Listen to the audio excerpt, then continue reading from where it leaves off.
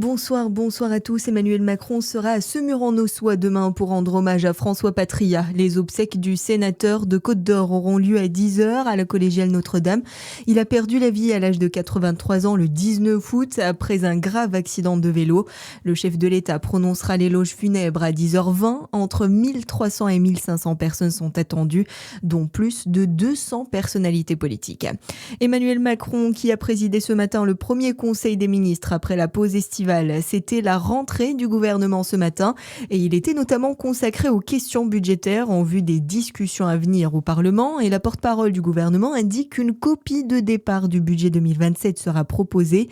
Maude Bréjon précise qu'elle ne prévoit pas de hausse d'impôts. Ce que l'on souhaite, c'est que l'effort soit réparti le plus équitablement possible entre les différentes forces vives qui composent ce pays. Nous avons pris quelques engagements, nous aurons l'occasion d'en prendre d'autres, parmi lesquels effectivement pas de hausse d'impôts pour les Français, et je pense notamment aux classes moyennes, je pense notamment aux Français qui travaillent. Nous sommes dans un pays qui est déjà extrêmement fiscalisé, plus que la majorité de nos voisins européens. Il ne serait pas, en tout cas c'est notre position, ni raisonnable, ni souhaitable, ni admissible pour nos concitoyens d'aller vers davantage de fiscalité. Et la porte-parole précise aussi qu'un séminaire gouvernemental aura lieu dans une semaine pour évoquer ce budget, mais aussi les canicules et les incendies ou encore la cybersécurité, alors qu'un conseil de défense sur ce sujet est annoncé pour mi-septembre.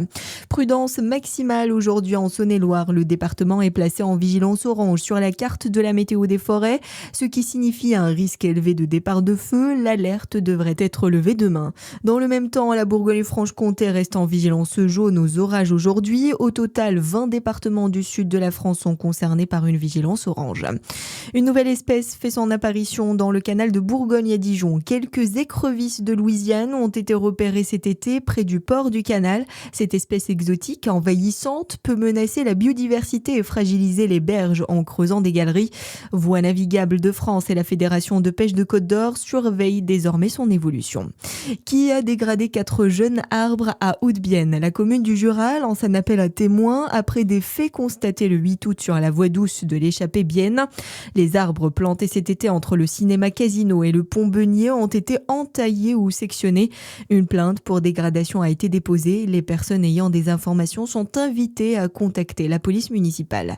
Et puis on a appris cet après-midi la disparition de l'entarteur Noël Gaudin, le comique belge qui lançait des tartes à la crème au visage des personnalités pour dénoncer leur arrogance. Parmi ses cibles, Nicolas Sarkozy, Patrick Bruel, Bill Gates et sa favorite Bernard-Henri Lévy. Voilà pour l'actualité. À suivre votre météo sur Fréquence Plus.